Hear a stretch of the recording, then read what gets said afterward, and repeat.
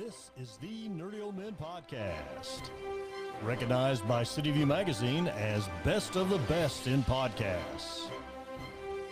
And here are your hosts, the Old Bald Man Chad and Redneck Wes.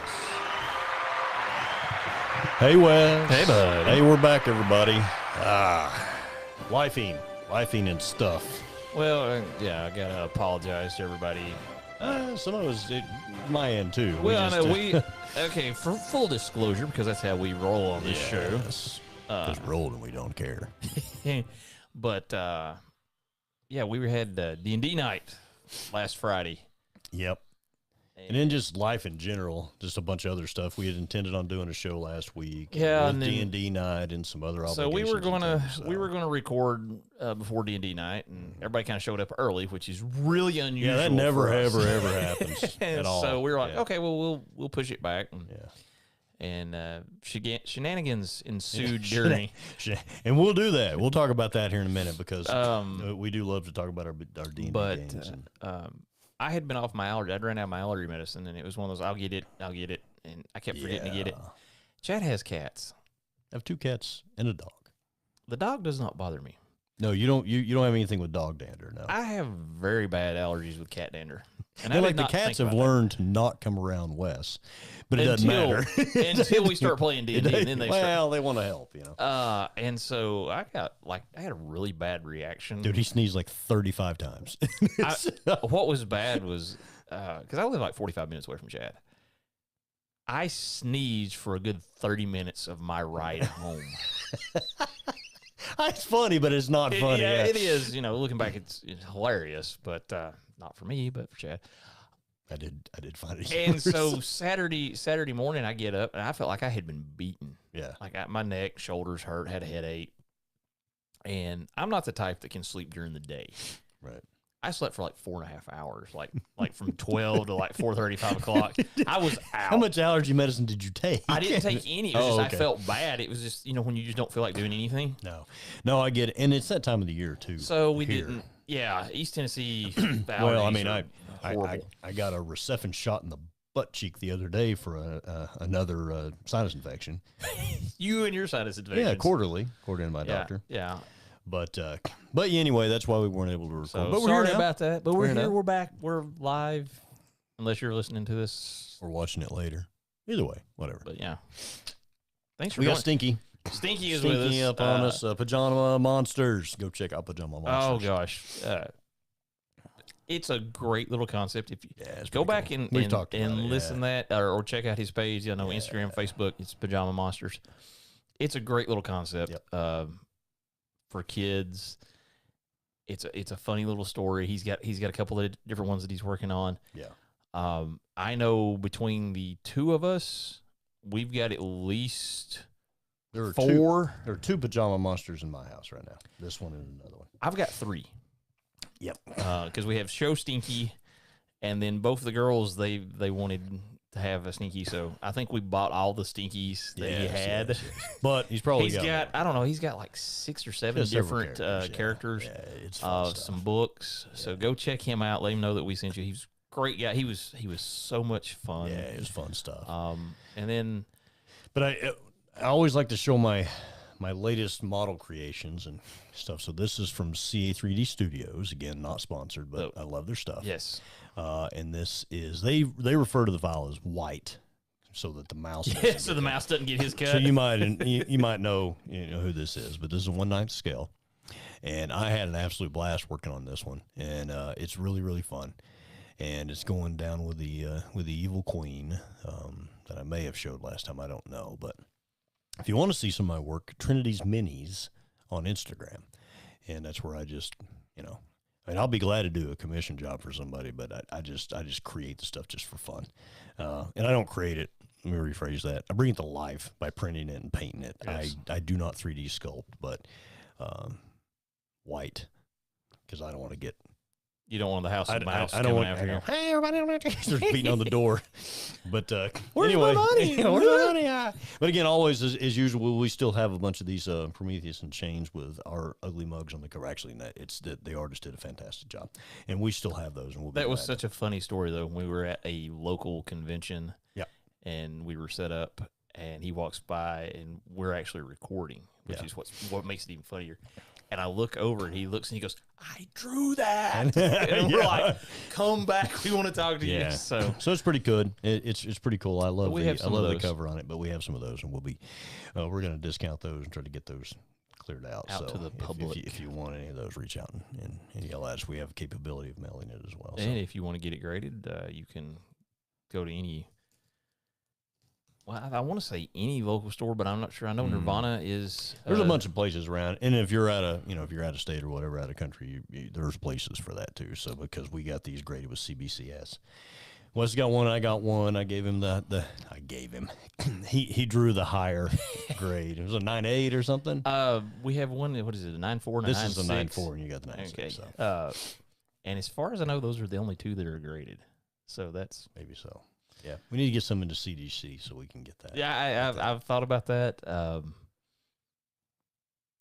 Just because you can actually go on and look, because they have a QR code in their database. Yeah, and you can go in and look and find your book. Because I did that. I had some Jim Lee stuff signed at Cincinnati last year. Yeah, and I went in and looked, and you can see, and I can find mine. Yes. So it's like that specific book. Like that one's mine. So that's cool. So I do know there are two that have been graded. And those were signed by the Old Ball Man, myself, and Rich Davis, the creator of it. So wish you could have gotten the artist on that one before we shipped it. I've got one that he signed. Mm-hmm. So I think it's the three of us. It doesn't have Rich's signature, so have to try to figure out how to do that. Yeah. Anyway, they're available. It's a great story. Us on the cover is really cool. We're the only ones that have it. So if you want one of those, we will hook you up. So. Yes. But I got to, because I know I hadn't shown the Evil Queen. Uh-oh. As Chad goes over to the cabinet here to procure Her Majesty, the Evil Queen. Okay, Evil Queen. CA3D Studios again. You might notice a theme with their Disney stuff. All right, slow down there a little bit. They sexualize them a lot, but this one I had a lot of fun with too, especially the couch and stuff. This antique goldish thing is the same stuff I use on the Greek gods. I was really pretty happy with that as well. Again, also 1/9 scale. I sure wish CA3D Studios would sponsor us because they're freaking awesome. But anyway, so those are my two things I've got. I'm working on a Medusa for the Greek gods, and I'm also got Jasmine. That's this same scale here. Oh, okay. And a cable. That is 9th scale, and you saw him. I saw him, primed up. Yeah, you were working on him. I hadn't done much more with him yet, but that might be the best one. I've turned you into a 3D printing monster. Oh, I love it. I love this stuff.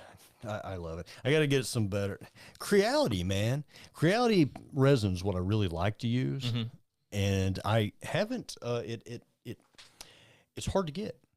I don't know why, but if you go to Creality's website or you go to Amazon, like 1,000-gram bottles are like just out, not available, and 500-gram bottles are in like translucent or something else. And I mean, it works if you mix them together, but I don't think you're supposed to, because like right now in some stuff that I'm printing, it looks like dirty snow. Because there's some gray mixed in with some translucent. I have made some custom. I use custom colors. Yeah, custom color because I know like when we were working on the lens for your pit droid. Yeah. I had a little bit of translucent red that I just wanted to get rid of. So I throw a little translucent clear in there, and it, like you said, to get this kind of muddy sort of color. But it's interesting, but it does work, and it's okay. But I do need to get some more. Now, I've had a lot of success with the Elegoo resins. I think I need to try that because I think I can get them. Now, I did buy Sunlu. I have not tried the 2,000-gram bottle of Sunlu. That is, and it was a good deal. I've used it all since then. I had good success with it with 9th scale stuff. Okay, I misspoke a moment ago. These are 12th scale. Okay, so I was about to say because 9th is a little bit bigger. 9th is like the Greek gods. Okay, these mouse characters are from their 12th scale, and some of the smaller parts on 12th scale with that Sunlu failed on me. It printed big stuff like cable was out of the Sunlu, and it did fine. But for some reason, it didn't. I don't know why. But with Creality, I never, not once, knock on wood, not once did I have a failed print. Not once. But out of the Creality. So, I don't know. One of those things. It just, it's more frustrating than anything because, Oh, trust me about it. If you fail, if it's a small piece, you didn't lose much money resin-wise. But it's still a pain, especially when you put a bunch of pieces on a build plate. Absolutely. And one piece, like her freaking bow on her head, didn't print. So I got to go back and print that little bow, but I'll print like 4 copies of it. Worst ones that I had was when I did Toyman Terrence's dwarf that he's using in our current campaign. I've got a box. I bet there's 12, 15 of them. And I would print, I would print like 3 or 4 at a time because, you would try different orientations but in printing one or a build plate full takes the same amount of time. That's now, the great thing. More resin, but it takes the same amount of time. When you're sitting there and you calculate it and you're like, I'm out 65 cents. Yeah. But I would have fails, but they would always be, it didn't matter the orientation or anything. It would be the same thing. Well, you'd go in and you fix that. You're like, all right, it's good. Yeah. And then something else would fail. And you're like, and I, being a perfectionist on I want the mini to look like it's supposed to, drove me nuts. But I've got a box full, so I figure at some point I'll make a dwarven army just to have all the rechecks. but they're all messed up too. Well, it would be things like, because it's like Wish brand dwarven army. Yeah. Because Terrence had because he's a cleric that doesn't heal. Yes. Thanks for that, buddy. Yeah. But his robes and stuff are like kind of flowing out. Yeah. So everything would print except for this like one piece that's over here. So you'd fix that. Well, this one would mess up, and it was just like boom, boom. Or you'd be like, okay, I've got everything fixed, and then you would get like a shift. I don't know if you've had this happen sometimes, just for whatever layer, something, the adhesion. Yeah. And so he's printing good, and then all of a sudden he jumps over here. Yeah, and I didn't notice that, but like on Aphrodite, her legs, the first time I printed them, had shifts in them. So we're like, so you get that wobble. This. Yeah. Yeah, and I tried to sand it out, and it just didn't look right. So I just reprinted the legs. And it worked fine, and I think it was how I had them. Sometimes it's how you have it lined up on the plate. Yeah, and if you, like, I've made lots of mistakes and you told me earlier, you said, put stuff at like a 45-degree angle, seems to work better. But if I have like a character that has long legs or a long cape or something like that, sometimes I want to put it straight up and down. Yeah. Sometimes that works, sometimes that don't work. You get a lot of shifts like that. Don't know why. You would think that gravity straight up and down would be better. I think something, but it's not. It has to do with the tension as it's coming out, the surface tension on the liquid. I think so, yeah. But I was working on a translucent green battering. Yep. Doing the kryptonite battering.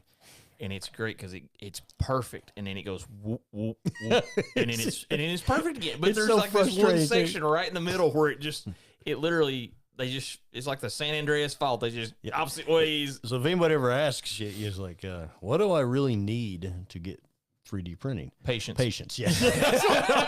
we did not rehearse that one, but if you have done any 3D printing, you're going to have a lot of fails, and it's just going to be frustrating. That again, knock on wood, the resin printer, the failure rate on resin doesn't even compare to the failure rate on FDM.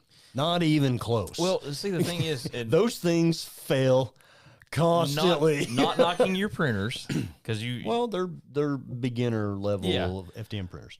Some of the advancements that they've made, I know, like Bamboo Labs. God bless America. I mean, I think they're stealing their stuff from everybody else, but they work. I'd love to get one of those, to be honest with you. Absolutely. Well, I mean, it's kind of like computers. Well, Grace and Esteban.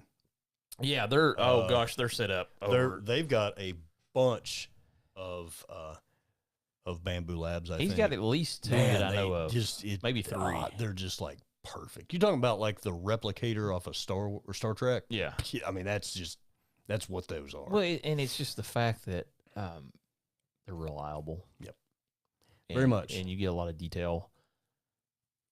And it's like computers were for us in, you know, the 90s and early 2000s. It's like every 6 months there's a jump. Yep. And just, you know, you can have top of the line. Because it's like when I got my Elgu and the Mars 2 Pro was like, if you're doing like tabletop minis, it was great. Still is. Yeah.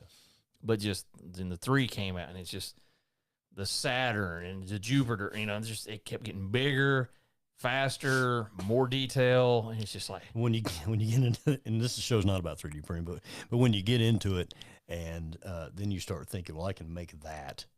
Well, that's the whole reason I got into 3D printing. Sometimes you need to, because like my Creality Hollet 8K Mage Hollet, or whatever, Hollet Mage. Anyway, the hand screw that holds the build plate on the bar broke. Like I twisted it when it just broke, so I had to get a socket out to release it. So I got on Thingiverse and looked and found an FDM file for one. Just printed it on my FDM one, went down and stuck it on there. I'm like, hey, I've seen a lot of people early on in printers. They'd be like, well, if there was something that held this cable here, and somebody went in and printed a bracket or printed a knob, because you need something a specific shape or a specific size, and you can't find it at, like, you know, the big box hardware stores or whatever. And people went in and I would love to be able to 3D model. Yeah, I suck. Just for I've messed around, and it's more time than I can put into it. But yeah, now Brian that plays D&D with us, he's good at it, and he helped me do a project for my boss from one of his former coworkers, and I just sent him pictures like, I need this object, and he did it, and it came out great, which was really, really cool. So it's possible. I just don't know how to do it. The only thing that I had really tried to model that was successful, and I got this from Uncle Jesse, and he's one of the guys that I follow on Instagram, YouTube, all that stuff, and he's put a lot of stuff out. But he had made, because he goes to a lot of conventions, and then people would, you know, hey, how to get in touch with you and stuff. He made a QR code. And he went in and literally just made a square, put a hook on it, and printed the QR code on like this little badge that he could hook on his lanyard when he's at a convention. And somebody says, how to get... And he's a 3D printing guy. So, but it was neat, though, because literally he went in and printed it, told it to stop, changed resin colors, because he printed it in white and black. That's ridiculous. And I printed it in all gray, and I didn't have the fine tune, because I lost some resolution in because QR codes are a pain in the butt to print. But he was actually able to print it in 2 colors, and you could literally take your phone, scan it. That's so crazy. And I was like, see, stuff like that is cool. Yeah, it's cool. You know, that's cool. You know, I like printing, you know, dragons and dwarves and elves and stuff. So things to hold collectibles and stuff like that. So that's what I, you know. But anyway, so D&D the other night was great. Oh, well, it was one of the better sessions. We'd had a couple months off because life got in the way. So I knocked everything over. Wes trying to break all my stuff, so it's cool. But no, he's gonna make fun of me, so I'm gonna break his stuff. Yeah, no. So we're playing Curse of Strahd in Ravenloft, and Wes, you can tell you can tell the story. Okay, no real spoilers. You might want to hit the spoiler. No real spoilers. Okay, but we're gonna tiptoe around. Yeah, we don't really don't give any too much context on it. Just kind of the general story is what's fun. So we are fighting some vampire spawn. Yes. In a building. Yes. We'll leave it at that. We are on the 2nd floor of said building. Windows around the building, so we try to be sneaky and bust up. Well, I'm using May's hand to open the shutters. We're knocking the windows out. You know, so try to see if light. Stupid. Yeah, see we if may light do dumb will things, but we're not stupid. And it's like, okay, we're kind of stupid. We go into the 2nd floor, and there's all these boxes, and so it's like the guys start opening them, and it's just like random junk. Yep. Because we know It's just one of those things, right? We know the vampire spawns are going to jump well, out. the guy told us they're there. Yeah, and we hadn't seen them. We hadn't seen them yet, so what are we going to do? So we were meticulously going through these boxes, and I'm like, wow, there's a lot of boxes in here. This is going to take time. So I just start Eldritch Blast because it's a cantrip. You can use it whenever you want. I love as many times as you want. And I have mine set up with Repelling Blast, which will knock things back 10 feet, and Eldritch Spear, which extends it to 300 feet. So we're not in a room that big, but, I mean, I can reach out and touch some stuff. Yep. And so I start blasting boxes, you know. So yeah, why not? You know, junk. And Scott's like, okay, which boxes are you blasting? So it's also an L-shaped room. Yeah. Okay. And so I'm we got to go around that corner. Yeah. And there's some boxes by the windows, you know, and I blast the boxes, and there's nothing there. And there's one box in the corner on the far side that we didn't get to. And Scott's like, well, show me which boxes. So we're marking them off as we go. And he's like, junk, nothing in it, junk, nothing in it. And he's like, did you get the one in the corner over there? And I'm like, no, I'll just go ahead and blast it. Scott grins and goes, roll for initiative. Here we go. So vampire spawn jumps out. Well, around the corner, there's some more. I think it was like 6 or 7. And they jump out of their boxes. And good old Wes rolled high on his initiative. So I'm like, fireball right here in the corner of the room. Of course, also, just a little bit more context. Toyman Terrence always is at the bottom. I don't think he's ever rolled anything higher than the lowest. Like I think the best he's rolled has been like an 8 or something. Maybe. He's always like 4, I 3, don't know. 2, 1. I think somehow he does it on purpose so that he can just stand back and watch and not heal. Yeah. But anyway. Well, he can't heal anyways. But no, heck no. Why would he do that? So the vampire spawn jump out, and I'm just like, fireball right here. And I hit like 6 or 7 of them right there. And this was a very difficult encounter. They were CR5s. Which we didn't know really at the time. We didn't know that. We were level 5. So it's pretty and much... there's several. I can't even remember how many there were. 6? There were 6 or 7. Yeah. There may have been so 7. It was an uncomfortable experience. Well, we were challenged correctly.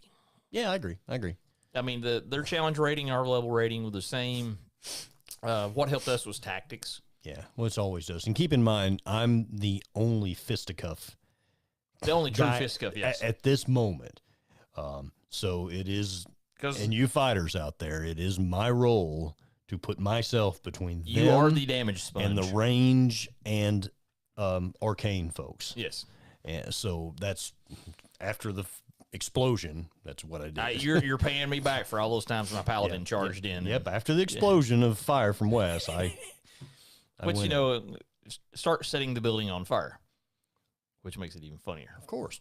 So Chad's in there toe-to-toe with the vampire spawn.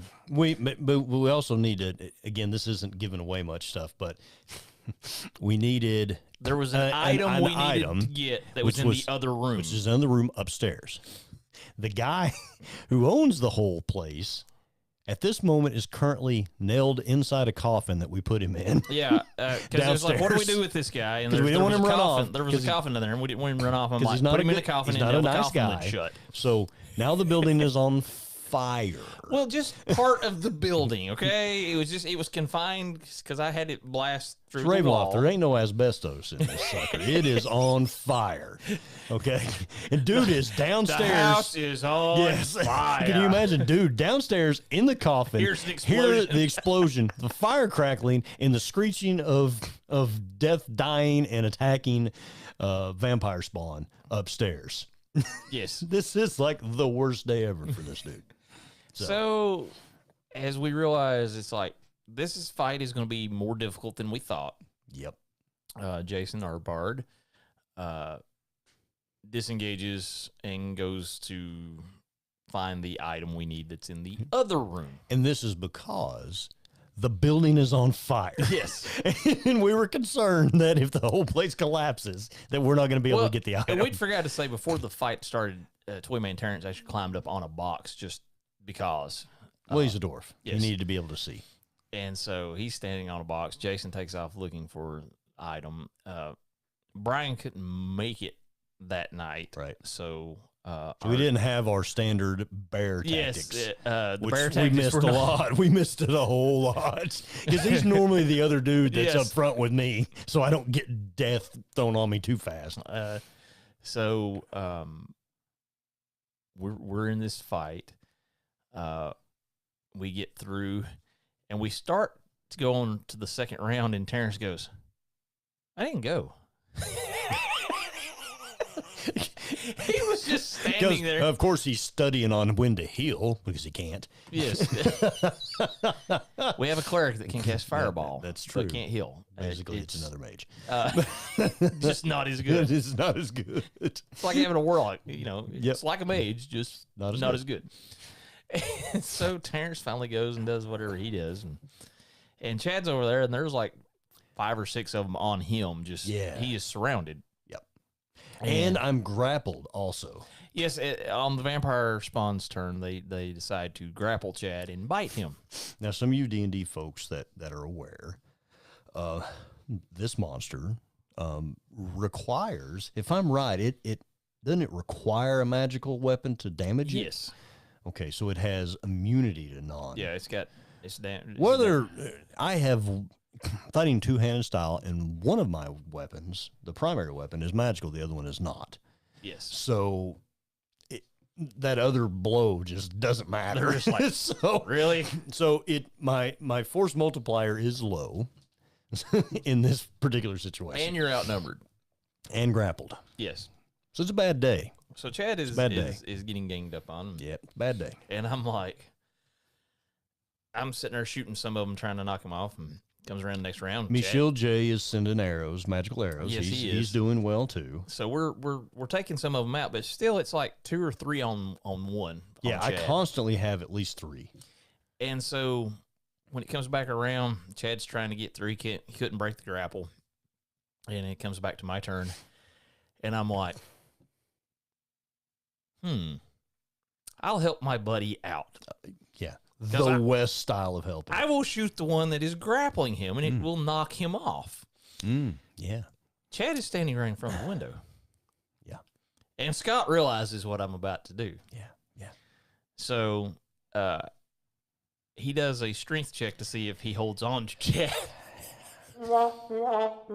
Vampire Spawn succeeded his strength check.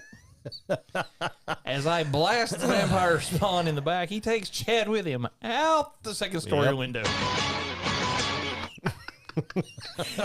On the way down, we just hear, "Screw you guys!" 2 middle fingers to the air as I'm plummeted down a story with a vampire spawn attached to me. Yeah, well, it did kill the one that was attached to you. It did. So the plan worked. Got you away from the fire. You're welcome. So Chad's laying prone on the ground, and there was one that went out the window as well. I think it knocked 2 of them. I think it knocked the other one out with the second Eldritch. So I'm prone with another one out there. Yes. Well, so it comes his time, and he gets up and he starts to run. Well, it comes back around, and everybody's, Jason finds the item that we're looking for. It comes to my turn, and I'm like, oh, crap, I can't get to him. I can't, if I can make it to the window, I can shoot him, but I don't have an angle. And Scott's like, well, you could run down the stairs if you want. He said, your movement, I'd let you do that. I'm like, okay. And so I run down the stairs, and I'm like, there's a window right there. I'm like, can I see through the window? He's like, well, yeah, the window's been knocked out because of the fireball. Mm-hmm. Yes. And Chad is laying on the ground, and the vampire spawn is running towards him. And I'm like, I still have an attack action. Yeah. So I shoot the vampire spawn in the back, which launches him over Chad, who is starting to get up. Mind you, I'd also lost my weapon at this point yes. from the impact. Well, I was worried that he was going to jump you and you'd be defenseless. And so I just, used you as the old schoolyard trick of, Yeah, so I'm laying down trying to get up, and Wes hurdles another demonic creature at me. I technically over you, not over you. I use you as a tipping point. It would have been really funny if I'd gotten back to my feet and knocked me down again. I'd have probably killed you in your sleep. But anyway, so and then I think Jay might have finished him off, or something like that. But it was hilarious as far as our superior tactics confounded Scott yet again. Because we don't play it the way it's supposed to be played. Straight up luck, man. I like to think you superior battle tactics, but Yeah. But it's funny because I follow a lot of different people on Instagram, Facebook stuff that do D&D content. Yeah. And you can tell that most of them have started with 5th edition. Yes. Because they're more story driven. They want those interactions and the character development. Stand by for a West rant. Stand by. Well, it's not so much a rant. No. Continue. It's a good point. Well, it's just their play style is very different, and I know some people do not like the play style of the min-maxer, as they like to say. We call them power gamers. That's what they are. We call them version. Well, I mean, 3. They were version 3. I mean, version 3 was. If you're a power gamer, that was your jam. Yeah. 4th edition still sucks. Duh. But it's funny because where we started in 2nd edition, a lot of our stuff had to be tactical. Because there was a table for everything in 2nd edition. And the restrictions and the percentile for success on certain things, it was all mapped out. Right. And so there was times we had to be a little creative because Jason was just evil as a DM. He'd come up apparently with still is, according to my brother who's playing another session with him. But anyway. Poor Jay and just slaughtering everybody he tries to talk to. Yep. But it's funny I guess the way the game has evolved. I honestly don't think that the 2024 edition of 5th edition, which makes no sense to me, I don't think it was needed. I know there's people going to argue like, well, they fixed this and you can do this. Just make a new edition. If you're going to change stuff that much, just make a new edition. I think a lot of it is to get to the virtual tabletop. They want everybody online playing through their system. And I know we've talked about this before, but we had the theater of the mind because we didn't have maps and books, and we didn't have character sheets for the longest time. That's true. But it's funny to see how people have taken the same scenario and run it completely different. Because that is the beauty of D&D, though, too. Oh yeah, it is. But it is funny to see how people are like, "You all did what?" Yeah, well, I needed to get Chad out of the way. He was in harm's way. So, what'd you do? I knocked him out the window. Yeah, it was good. It's all good. I mean, we honestly play like the A team. Yeah, we have a plan. The plan goes, to pieces, and then we come up with a new plan, or we wing it. Oh, it works out. Yeah, I was gonna say there are times that it does work out. We have done things. I know, like when we were playing Tomb of Annihilation, and we get to the end, and the guy's supposed to give his big speech as to what's going on, and Toyman Terrence is like, steps in, forget this, fireball. And he's like, but no, fireball. It's like, that's a surprise round, by the way, Chad.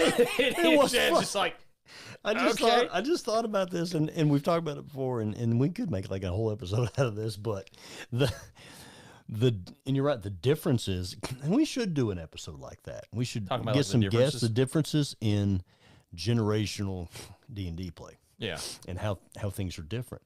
Because when we went and did that play test with Brian, who's oh in our my group. gosh, yes, I didn't think about And that. there were younger people and different style of D&D players, which was really fun. Because we had some that were very much more into the story. So there was it was a big playing. group. So it was a big group one shot thing, and we had 2 in cosplay. Yes.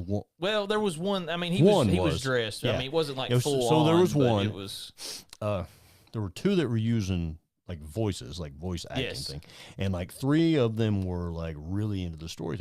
Not a thing wrong with that. I just want to say it. Not a thing wrong with that at all. And we love the story too. But me and Wes were like, yeah, screw it and kill. Well, I was kind of like trying to be tactical about things. It's time to just go. I was trying to be tactical with things, but trying to interact with them on a character level. But I wasn't getting into the theatrics of voices and I must speaketh this way. Well, it's the standard trope. Villager sends us somewhere. Yes. Okay. Well, we go there, and they're wanting to interact with all the villagers and this, that, and the other. And like now Chad's Dragonborn is like, I got Dragonborn. Let's go. Barbarian at this point that was raised by dwarves, mind you. Yes. So this is a really screwed up dude. But and the only go. thing Chad said was, "Let's go." Yeah, let's go. Let's go. Well, we need to talk to the guy that is sweeping the stables out here. We don't. Let's go. We don't need to. We need to go to this place. Let's go. Yeah. And we have our mission. It was funny because we were very much that we have the mission. Yeah. We have a goal to achieve. Let's go achieve the goal. Yeah. And they were wanting to immerse themselves in the world, and we can do that when we get back. But this is like we're on the clock here. We're on the clock. We got like 3 hours to play this game. We gotta go. This is the primary goal. Yeah. Is this one thing. And it's the adventure of it for us. It's like, I don't really, okay, if we interviewed everybody, took like a week and interviewed everybody in the town, we might gather a little bit more information about something, but who cares? Let's go. They went this way. Let's just go. They were supposed to go there. Here. They didn't make it there. Yeah. So between here and there, something happened. Yep. And so, okay, we have our direction. We have our goal. We know. Yeah. But it was fun because it was so different. And I enjoyed the heck out of it. Had a great time, and I think Brian was amused because Chad and I were old. We were the old men of the group. Yeah. I'm not sure by how much, but I want to say 10 to 15 years each. Yeah, probably. Yeah. And just Brian's it wasn't as young as I don't think some of those are, but yeah. But still, yeah. Brian's closer to us than he was to them, but some of those were younger. Yeah. And their style, which was like I say, it wasn't bad. It was just different than what we were used to because we've played with the same group pretty much for 30 years. But what's interesting about that is getting to, for us forever, we didn't really see any other groups. Oh, Lord, no. So we didn't know that it was played any different.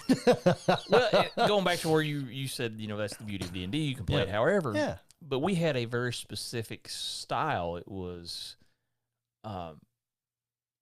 we have our objective, go achieve the objective. Mm-hmm. Yep. Then there would be times we would have story beats that, Jason would throw up or something. But for the most part, it wasn't a story-driven adventure. It was a combat-driven adventure. Our D&D sessions back in the day, and still a little today, we've got a little bit of more into that. It's kind of cool to have a little bit more of a story, but back then we played D&D like 80s action films. Oh, Lord, I just thought about that. Yeah. But that's the way it was. Story? Nah. I must break you. We don't need story. Show me where to go and kill things. But really we did because it was, the story was, in our defense, 99.9% of the things that we played were what is considered homebrew now. Yeah, it's all it was stuff Jason made up. Well, and Jason was such an avid reader, and so he got lots of really good ideas. Oh yeah, he stole a lot of stuff. The stories he did were great, but as far as like everything else, and we still kind of play that way. Yeah, really, we just drive straight through. Yeah, I mean, it's just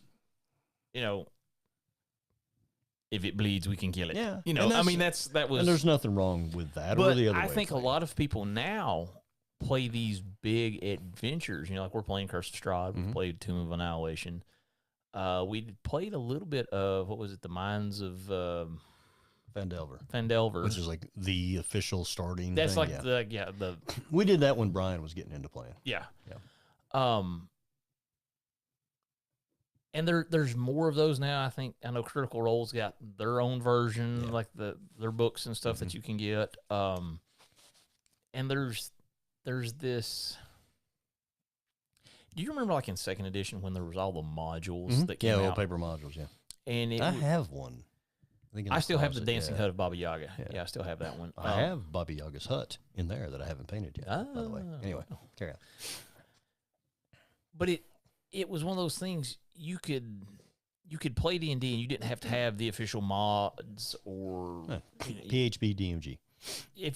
Monsters Manual, maybe. Yeah, I mean, if you had those 3 books, you could.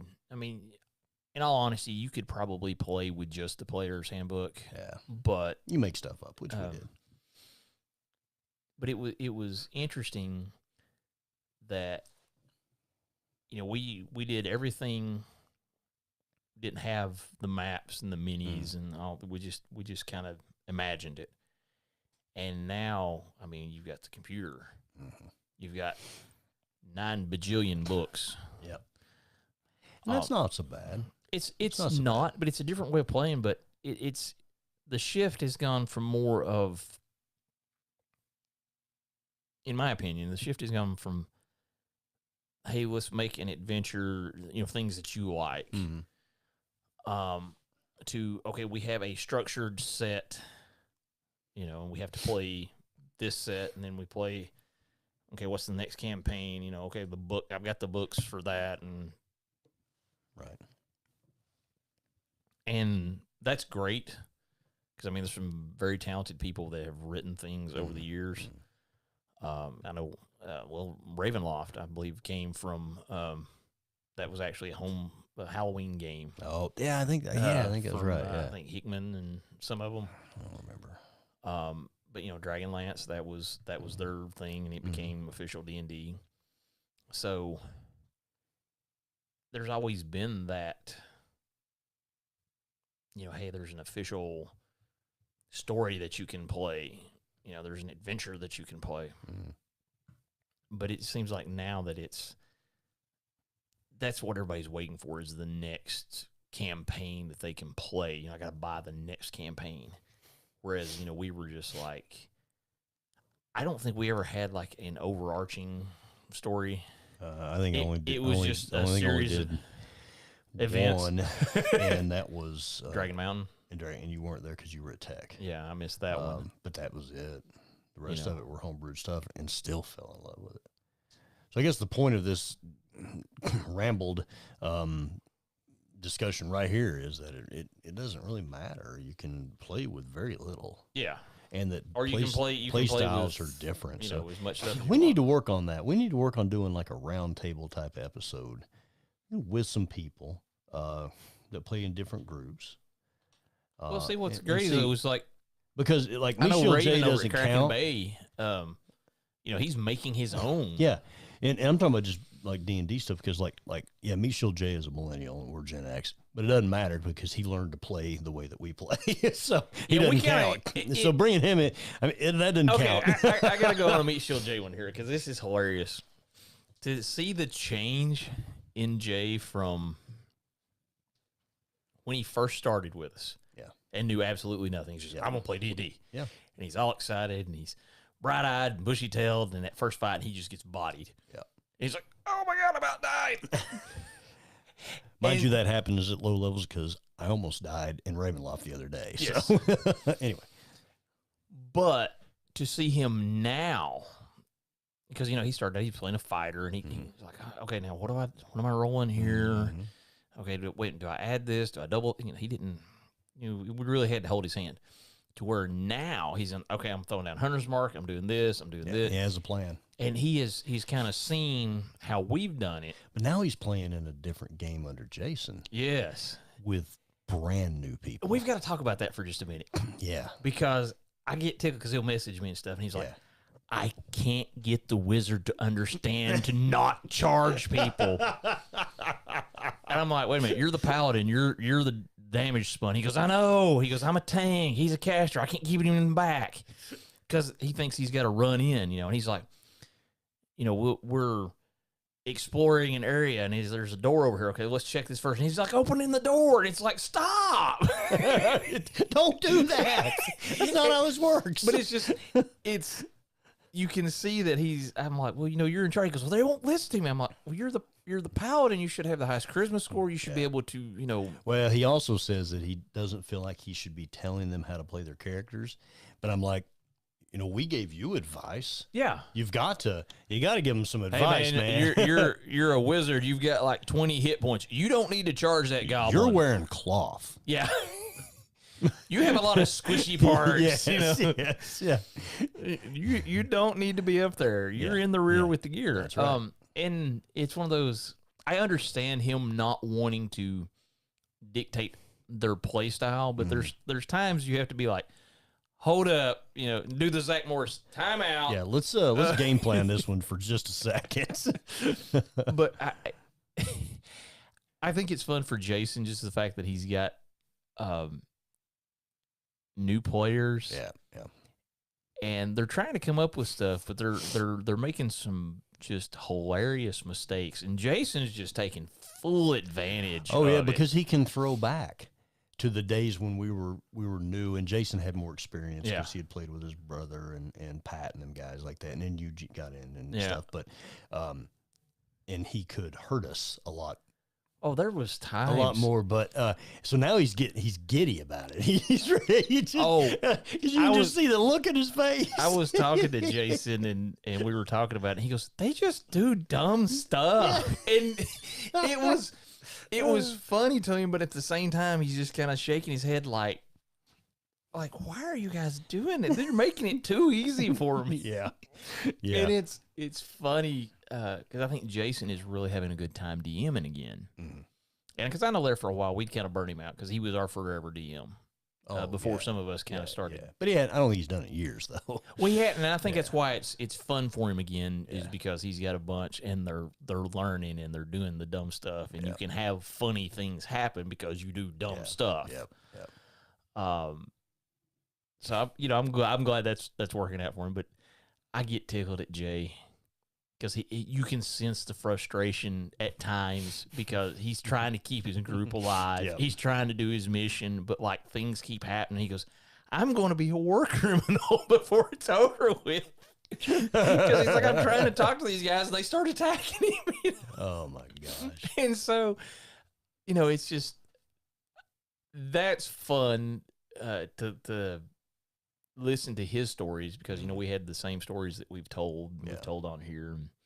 I remember one time we were at a Christmas party at your old house, and somebody started a football story or a D&D story, and the wives started telling the story because they'd heard it so many times. And so now Jay's kind of getting to live that where he's having these stories built up to where he's going to eventually have somebody get Eldritch blasted out the window, It works. So, yeah. It's painful. It's a little degrading. But it is hilarious. But it is funny as all get out, yes. Because I had to add the screw you guys as I go flying out the window. That was totally 1980s right there. But So that's good stuff, man. I mean... Find a play style that works for you and just lean into it. You don't have to do it our way. You don't have to do it their way. Just do it your way. But we've been told that folks like to listen to our D&D stories, so we had a good one from this time. Well, we really wanted to share that. One of these days, Chad's going to learn to not stand in front of a window. Yeah, but see, it worked out. I mean, it was a sacrifice fly. It worked. Yeah. You got the run in. I got the run in. That or I wore one, I think is actually what I did. Yeah, you took one in the ribs there. Yeah. But, it was a fun session. And we wanted to share that with you guys. So, subscribe to our YouTube. Hey, we're on our way to 100 subscribers. Yes. And if all the whole bunch of people that listen to us on audio would just go over and subscribe our. You don't have to watch us if you just want to listen to the audio. Yeah, if you just want to subscribe and give us a thumbs up on the episode, you don't have to watch it. Yeah, if you just prefer the audio, we're trying to get that golden thumbtack or something when you get to like 100 subscribers. Yeah. So until next time, see you on the Old Bald Man Chat with Redneck Wes. Yeehaw!